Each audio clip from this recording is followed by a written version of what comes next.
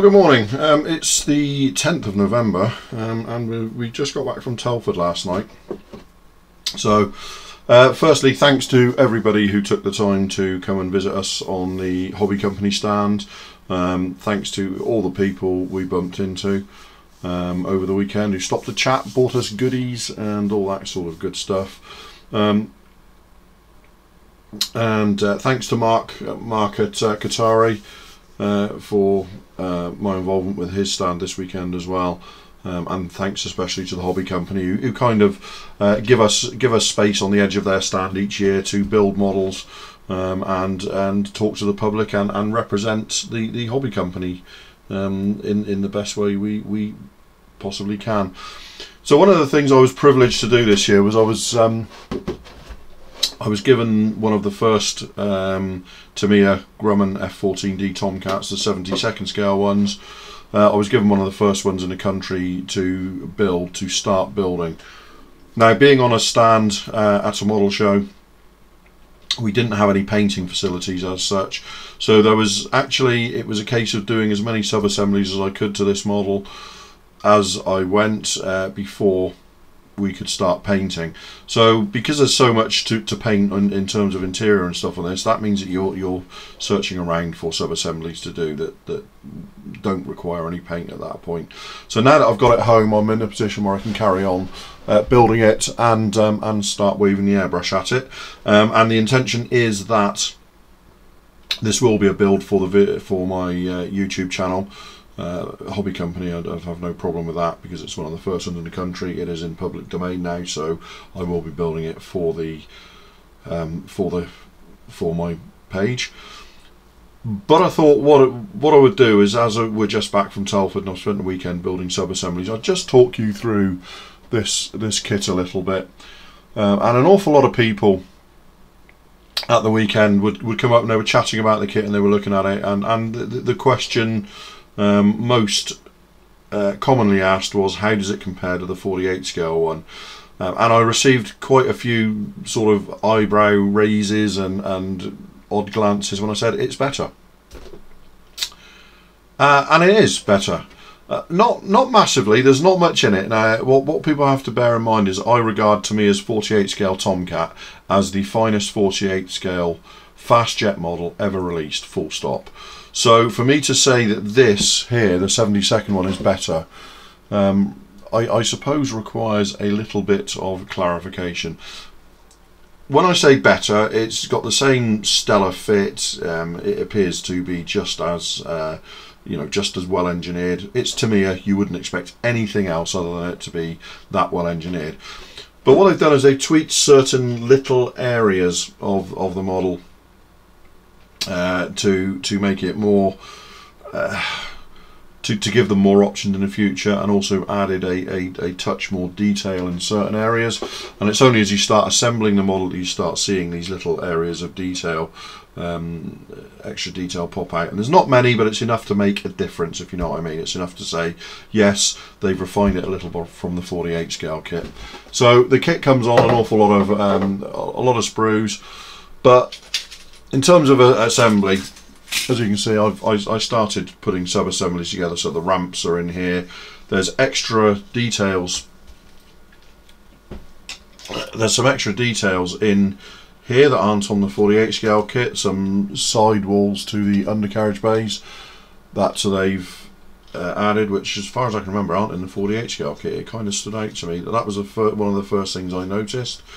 There's also a separate panel which goes on the starboard side of the lower fuselage next to the engine nacelle there, which has got some minor details on it. Normally I'd look at the detail that's on it and think, why did the manufacturer bother to make that a separate panel? But honestly, guys, I glued that in last night, let it set overnight, and I've just gone like that with a piece of Scotch-Brite, and you now cannot tell that is a separate part. So I think the point to be made is quite often adding these parts as separate panels can be frustrating, because nearly all model companies aren't Tamiya. And when it's Tamiya, you kind of glue it in place and you go, yeah, that's why they can get away with it, because it's so the fit is just absolutely perfect. So yeah, I've got to drill a few holes possibly, depending on the weapons fit I choose. The ramps have been added here, and the forward part of the undercarriage bay where the actual wheel goes, that's a 3-part assembly that's been added. And then with the top surface, it's very much like the 48 scale one, in that there's you've got 2 sort of wing inner parts that the wings will slide over, and there's 3 screws which screw to hold this plate in place, which just means that all of these moving parts are just thoroughly clamped in place with screws, so they're not going anywhere. You haven't risked any glue. It's one of those typically Tamiya features. They do it so well. Other companies can only look and wonder. Separate wing top finger seals here for wings swept forward or back, and there's also separate airbags. Now, one of the main differences that I noticed immediately when I looked at this kit was that Tamiya now have the entire rear fuselage is a separate part which will drop in there. And the reason for that is the 48 scale kit doesn't have it, but this will just open up possibilities going down the line. If Tamiya want to do like a very early Tomcat with the boat tail, they've split this rear fuselage at the obvious break point to create that tail, and so you can have beaver tails and the boat tail drop in there as they see fit. Along with the rest of the modifications required. It's Tamiya, so you can be pretty much guaranteed it's going to fit. That's the thing. So no real worries. And then I got home and I moved all this into a box last night. So this is all the little sub-assemblies I started doing. As we discussed, the wings have been glued together and they're being allowed to dry before I sand them. But there you go. They will just slip over there, and you've got the perfect swinging mechanism. Obviously, this kit comes with wings with everything packed away, which is pretty much how most Tomcats are seen on the ground. Quite often, you would see them taxiing out for takeoff like this, and only as they taxied out would they bring the wings forward and drop the flaps and slats for takeoff. So there's that. The fuselage halves here. Again, on the port side, all these gun panels are separate to allow for early to late variants of the Tomcat. They were again glued in yesterday. They've dried overnight, and there's no sanding. That's a little bit of Scotch Brite. I've just gone like that. That's that done. Honestly, it's just it's the Tamiya effect. So all these gun panels are separate, which will allow them to do from the very first aircraft through to the very last aircraft, with the different vents and ducts and stuff. So the very late ones had these NACA ducts here. So yeah, again, if you know the 48 scale kit, you'll be very familiar with this. Some of the locations for the nose pitos on this are a little bit bigger, relatively speaking, compared to the 48th one, which will give you a very, very solid location. The refueling probe door is open, is a separate part, so you can do that open or closed. And then we started with the interior. I've built most of the interior up, so that's ready to start painting now. And however many, I say however many, I've only built the 48 scale ones before now, but this is broadly, I say broadly, it basically is identical in assembly. So that interior just drops in, and the fit is just absolutely perfect. Everything just fits perfectly around it. And as with the 48 scale kit, with that assembled, that nose will pop into this gigantic location point here with a little bit of glue, and do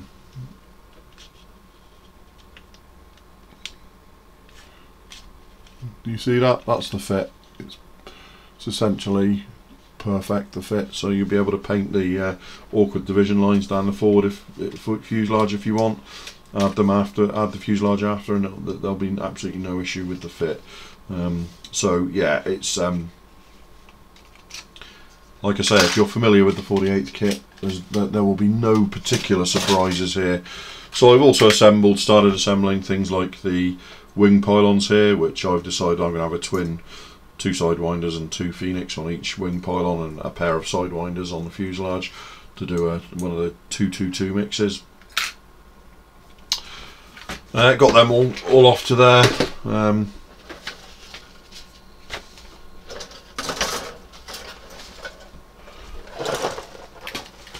So again, there's a few little changes. The tail planes now are moulded in one part. There's no lower insert piece, and looking at it, I can't see or detect any shrinkage. There was a little problem with some ejector pin marks, which created some sinkage in the top surface of the 48 shell kit. Again, it was very minor and very easily fixed, but it was there. Obviously, these being moulded in one part, you're looking for shrinkage anyway because it's quite a thick part, but I can't see any, and obviously there's no ejector pins there, so there can't be any ejector pin marks. Yes, so there's that. So there's the there's a separate boat tail, or the beaver tail in this one, which means that the boat tail can go in later on if they want. Air intakes, you've got the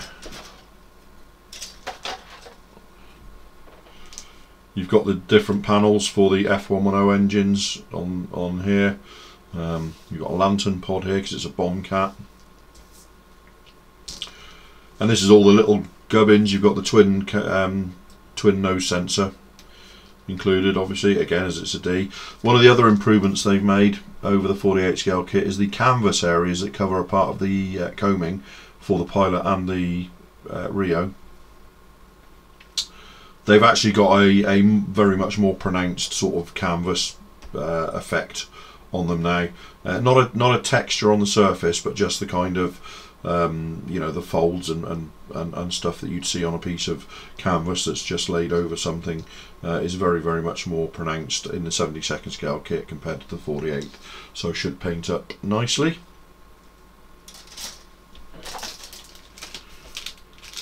The canopy there, I'm not going to remove that, never do before though. So you've got two specific Naces, Martin Baker Naces seats for this are on these sprues. So obviously they're separate sprues with the pilots. There's hopefully there'll be an A at some point, and they'll obviously include GRU 7 seats with that, which I presume have already all been tooled, if I'm honest. And here's some of the airbags, the nose leg. And there's a duplicate sprue of the of some of the bits there. So the Phoenix missiles came in two parts, and I've assembled those on the sprues over the weekend, so they'll get a good lead while to dry before I need to do any dealing with seams.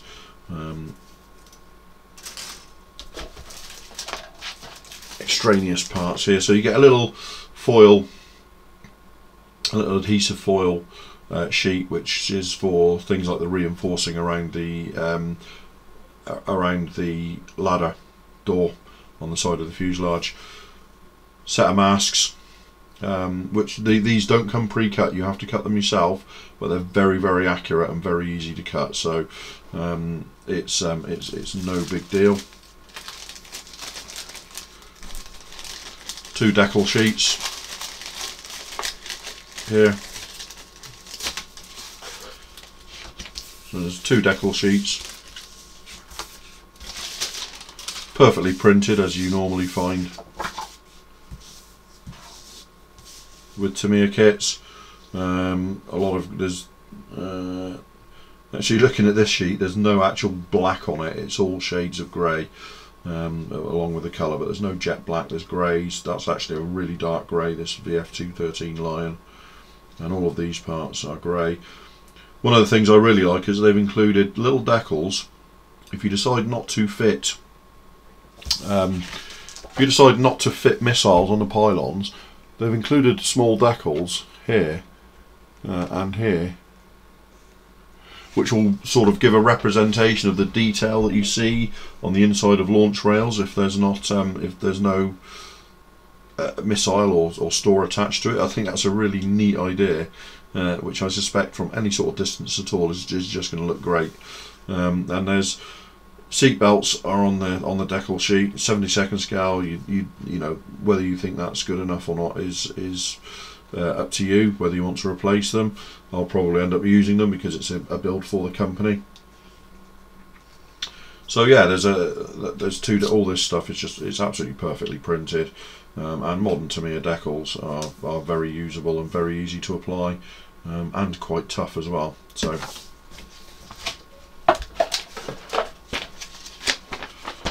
And as with the 48 scale kit, there's just an enormous set of paint instructions.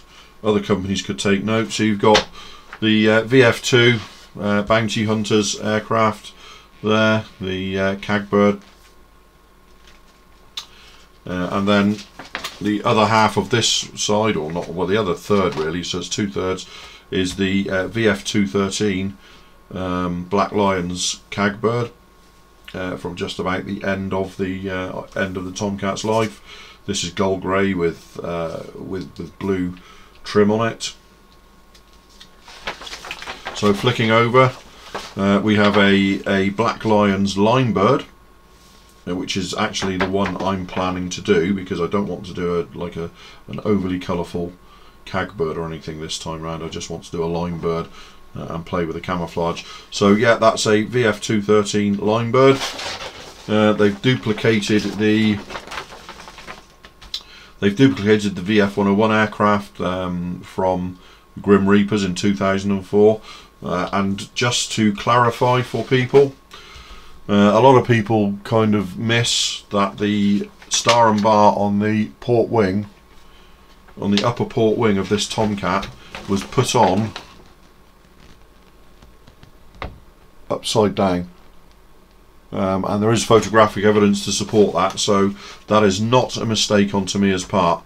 The port upper wing star and bar on this aircraft was upside down, so that's absolutely correct. And finally, a VX9 Vampires aircraft in overall gloss black, which kind of caught a lot of people's attention over the course of this weekend, and a lot of people going, "Ooh, I quite fancy that," and it's a really nice scheme.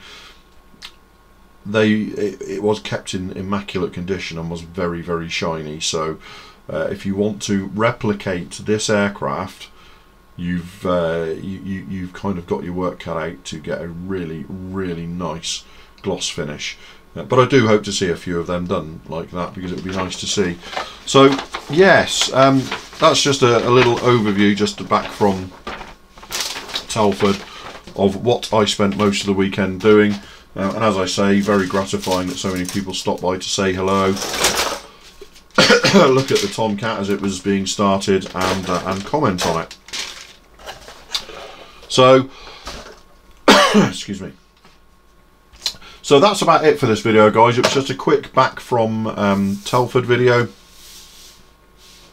I just wanted to cover with you what I was doing over the weekend, and so the rest of this will be build videos for the channel. So excuse me, the next time you see this kit will be when a series of videos starts going up showing a completed build.